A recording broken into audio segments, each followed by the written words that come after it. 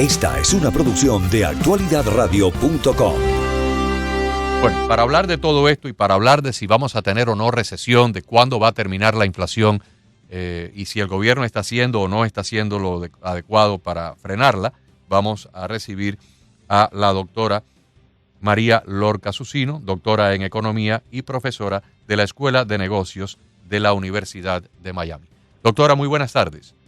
Muy buenas tardes, ¿cómo estamos? Gracias por estar con nosotros. Y bueno, un honor, como siempre, que me invitéis. Muchas gracias. Doctora, yo realmente estoy muy preocupado, no solamente por la inflación, porque bueno, la inflación más tarde o más temprano, tal vez con las medidas correctas se podría frenar y se podría empezar a reducir. Más que nada mi preocupación, y tal vez sería para dividir esto en dos aspectos diferentes, hablar primero de la inflación y de la situación casi recesionaria en que estamos, pero mi mayor preocupación no es esa, sino es la desatinada política monetaria que está siguiendo el gobierno de los Estados Unidos con una deuda que supera en más de un 50% su Producto Interno Bruto. Tenemos más de 31 trillones de dólares de deuda acumulada. Parece que a nadie le importa y en mi opinión esto pudiera provocar una bancarrota como la que tuvimos en octubre del año 1929 cuando reventó la burbuja de Wall Street. ¿Cómo lo ve usted? Bueno, pues mira, lo que me estás diciendo, quería hablarlo, porque mira, hemos escuchado al presidente Biden hace unos días diciendo que había reducido, ¿no?, lo que es el déficit presupuestario. Entonces yo me he tomado la molestia de irme y mirarme lo que es el presupuesto de los Estados Unidos del 2020 a 2021, que es cuando él dice que lo ha reducido. Y efectivamente, cuando tú te miras el déficit presupuestario, lo ha reducido porque hay una cosa que son los activos, que los ha reducido, en unos pocos billones, pero es que no lo dice toda la historia completa, como ellos dicen, porque son lo que son los pasivos, es decir, los liabilities, sobre todo lo que es la deuda federal.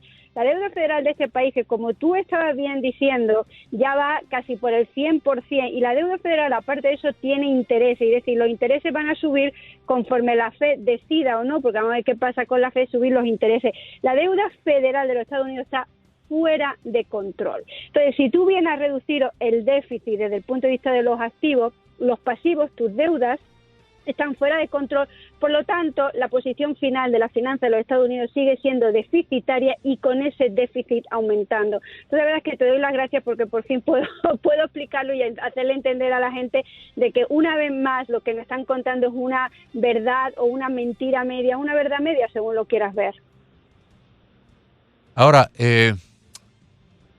yo no estudié economía como tal, como carrera, pero sí estudié economía como parte de un currículum de administración gerencial y tuve que pasar varias clases de macroeconomía y en una de ellas me tocó hacer un trabajo y yo seleccioné la crisis de 1929. Okay. Y bueno, sobre eso escribí casi 50 páginas para presentarlas al profesor como parte de mis obligaciones, ¿no?, como estudiante. Y recuerdo perfectamente que habían fortunas enormes, multimillonarios que eran riquísimos, pero en papel, porque habían comprado acciones, por ejemplo, a $10, las acciones habían llegado a valer 300 y eran supermillonarios en papel. Y cuando la burbuja reventó, esas personas quedaron arruinadas de un día para otro, pero arruinados al punto que muchos de ellos se suicidaron y se tiraron de los rascacielos de Nueva York hacia la acera porque no absorbieron la ruina, no absorbieron la catástrofe.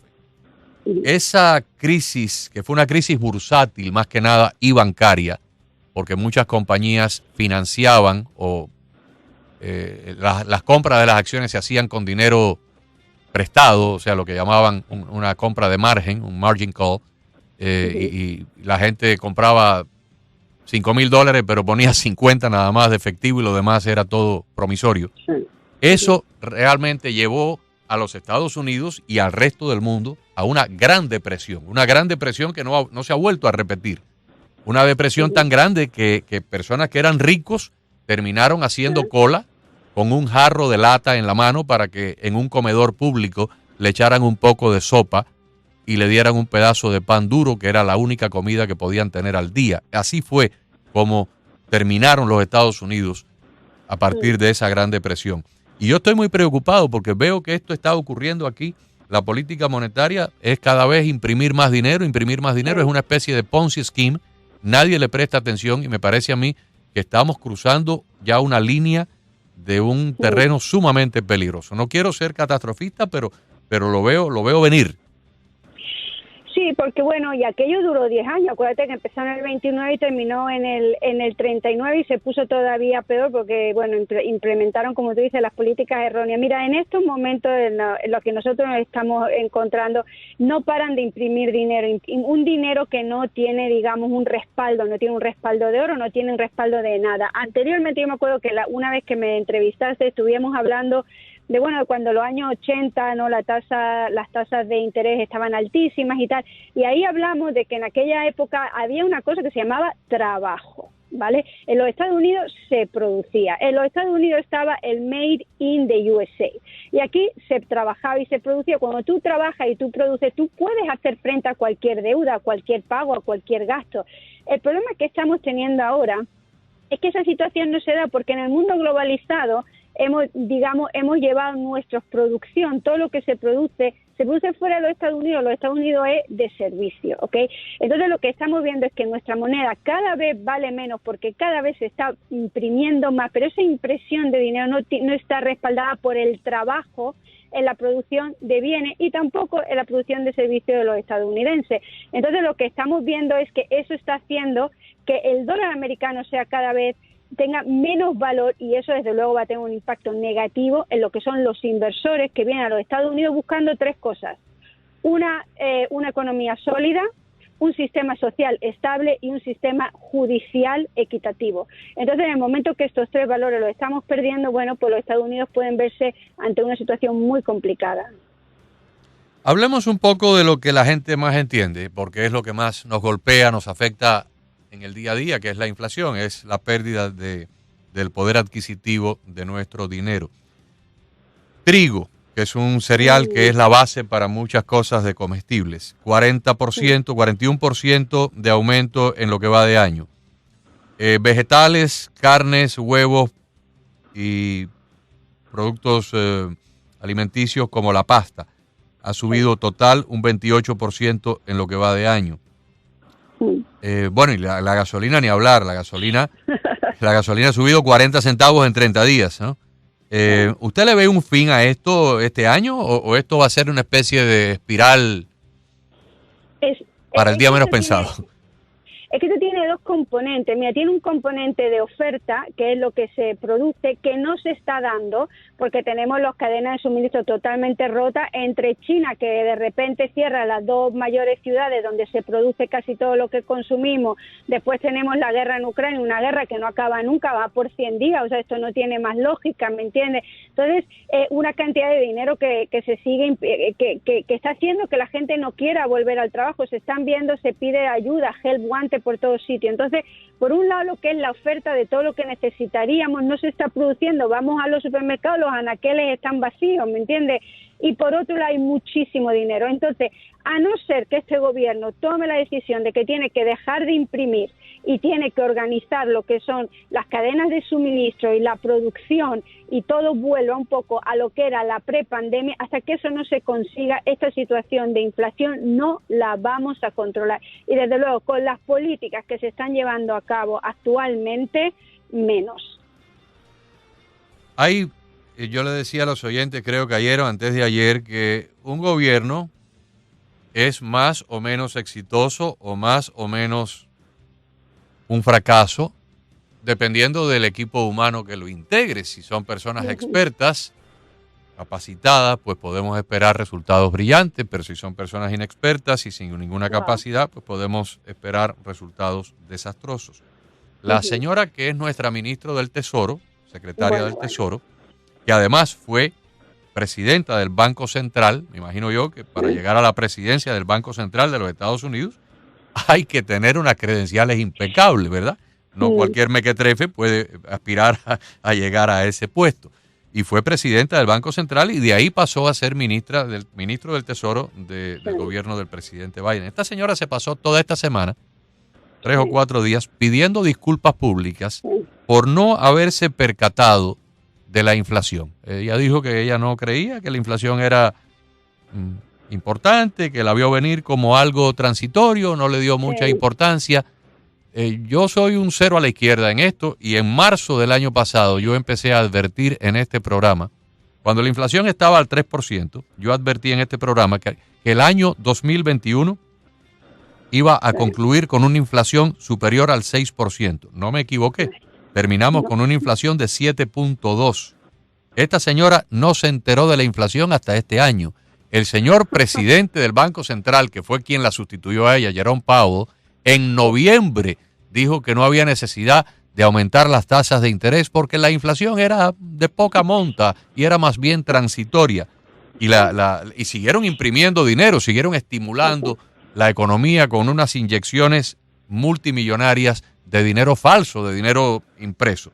Hasta hace poco fue que empezaron a subir las tasas de interés. Entonces mi pregunta es, en los círculos donde usted se desenvuelve, usted tiene un doctorado en economía, ¿estamos ante los pilotos adecuados para seguir navegando este barco o estamos ante gente que realmente hay que despedir de su cargo y poner personas más capacitadas porque nos van a llevar a la ruina?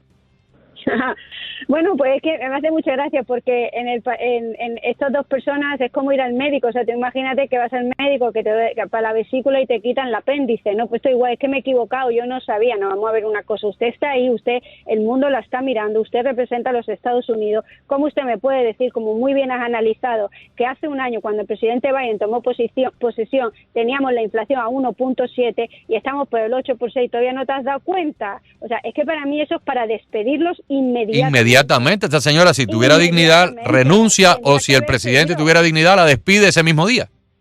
Hombre, claro, pero es que ¿sabes qué pasa? Que la señora Yellen, encima de mí lo que me parece vergonzoso es que ella sabe muy bien y el señor Jerome Powell sabe muy bien. Lo único que pasa es que por seguir siendo cargo público están aceptando tomar una responsabilidad que ellos no han hecho lo que tenían que hacer.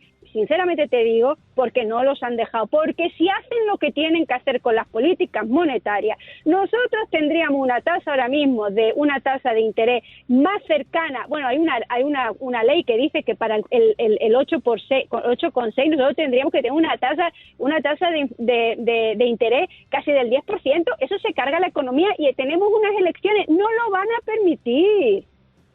No lo van a permitir. Van a preferir que la economía de los Estados Unidos se estrelle antes que poder dar una marcha atrás, que la economía de los Estados Unidos se sanee, porque hay que sanearla, ¿me entiendes?, con tal de llegar a las elecciones, vendiendo, como yo he visto al presidente Biden en un programa público hace unas noches, con la que está cayendo, con el crecimiento económico. ¿Cómo me puede decir que el crecimiento económico de los Estados Unidos es sólido cuando el trimestre pasado, enero, febrero y marzo, crecimos al menos 1.5 y la Unión Europea, mira que la Unión Europea, que yo soy de España, que llevan cerrados meses y meses, han crecido positivamente, no que estén para tirar cohetes, pero han tenido un crecimiento positivo. Alemania ha crecido un 0.6 y nosotros hemos decrecido un 1.5 y sale en este show, que yo no sé de qué era, diciendo que la economía, que es que tenemos 800.000 puestos de trabajo menos todavía a 2 años después del cierre de febrero del 2020. 800.000 puestos de trabajo menos, que hemos crecido en negativo, una inflación de es que con la inflación hoy ha salido un reporte que es el salario real, porque una cosa, el salario nominal es lo que a ti te llega a tu banco, tu billetico, $1,000, $5,000, $50,000, lo que sea, y otra cosa lo que tú puedas comprar, y es que estamos más pobres, es que nuestro salario real está por debajo de la inflación.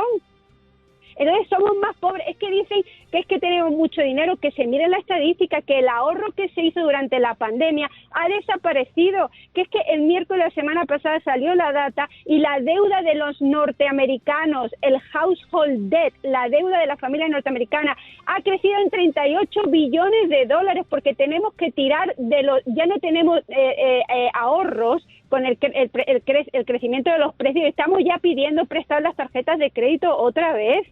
¿Me entiendes? Entonces, Y en vez de hablar de eso, me vienen y me hablan del aborto y de las armas, que sí son muy importantes, pero creo que son temas totalmente secundarios a la realidad, porque mira, yo he puesto gasolina hoy, casi me da un ataque, y hoy viernes también he tenido que ir al supermercado y me da otro ataque. Si encuentras lo que hay, está carísimo, ¿me entiendes? Entonces, esta gente vive una realidad paralela. Ni el señor Powell ni la señora Yellen tienen el valor de dimitir y decir las cosas como son, y de los suyos, de los propios demócratas. Hay un señor que se llama Larry Summers, que como tú ya predijo hace más de un año que esto no iba por buen camino, y Larry Summers es uno de los mayores pesos pesados en economía en este país. Pero además no es republicano, no es conservador. No. Larry Summers es catedrático emérito de economía de la Universidad de Harvard. Fue el ministro del Tesoro del presidente Clinton y luego fue el director del Consejo de Asesores Económicos de Barack Obama. O sea, es un demócrata de pura cepa con dos cargos ministeriales, uno en la presidencia de Clinton y otro como director del Consejo Económico de Barack Obama. Y este señor hace más de un año está diciendo que la política de la presidencia de Biden en materia de economía y finanzas es una bola de cañón. Lo está advirtiendo con mucha vehemencia. Totalmente, pero no le hacen caso. No le hacen caso y siguen sin poner las medidas que tienen que poner. Y te digo una cosa, me vais a seguir llamando, vamos a seguir hablando de la inflación, porque nada de lo que tienen que hacer para controlar la inflación, porque la inflación es un número, pero no es un número, la inflación eso nos afecta a nuestro bolsillo.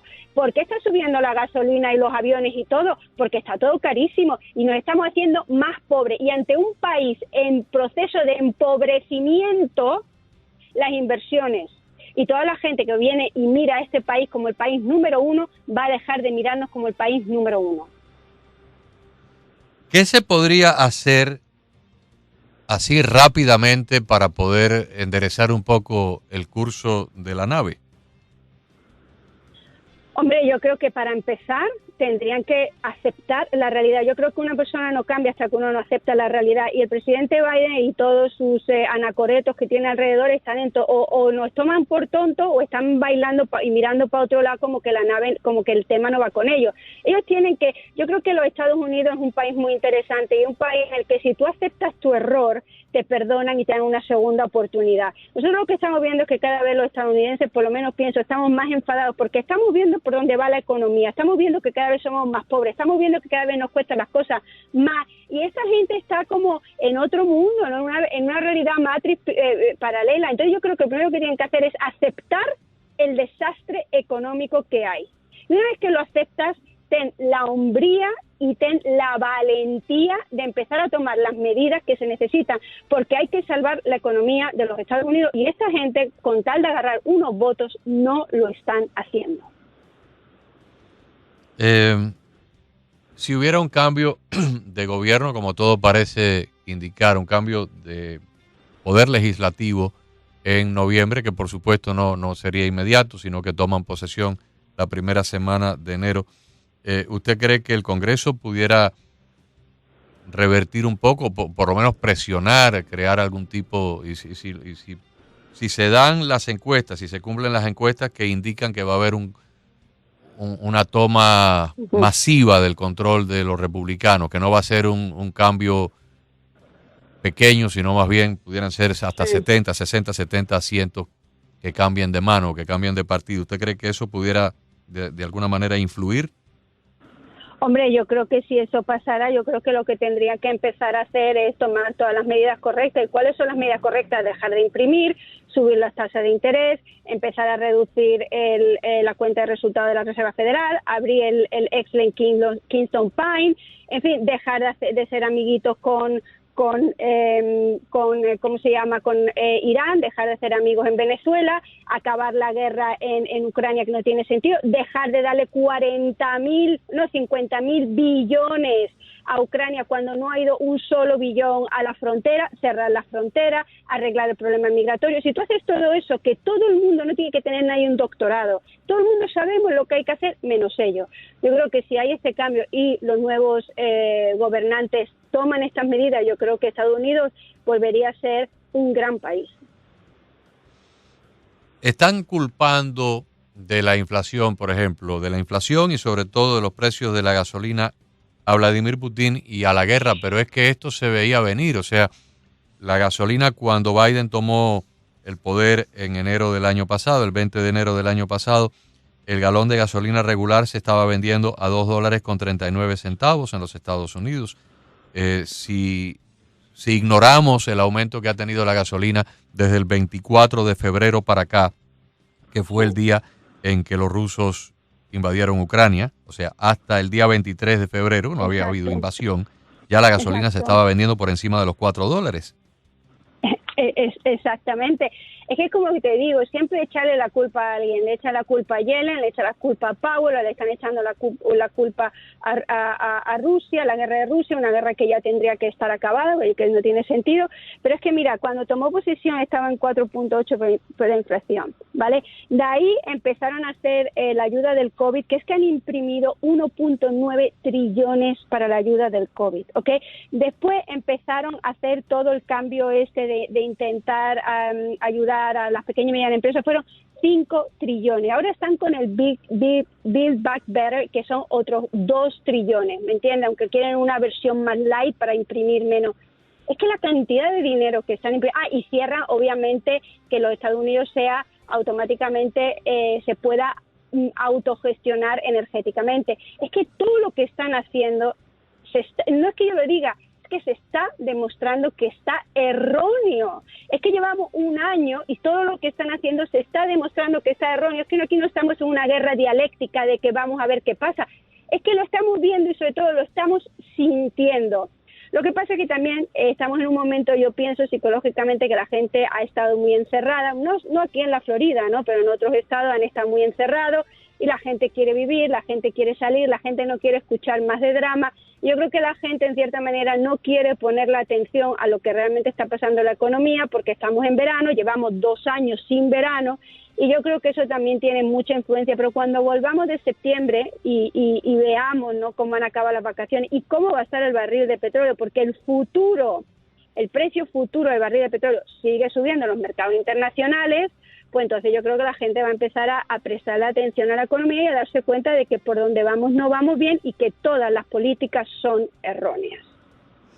Bueno, hay quienes llegan inclusive a pensar de que esto no lo están haciendo por casualidad o por negligencia o por estupidez, sino que es un plan para llevar a este país a un nivel congruente con esa propuesta del Foro Económico Mundial, que acaba de reunirse una vez más en Davos, con los postulados de Klaus Schwab, de que hay que hacer el gran reseteo, el gran reset mundial. Hay que destruir todos los esquemas tradicionales y volver a empezar a construir las cosas de cero, ¿no? No sé si eso es cierto, ni siquiera la pongo en el compromiso de comentar sobre eso, pero bueno, hay personas que piensan de que esto no es un plan de un grupo de locos, sino que es con toda la mala intención del mundo.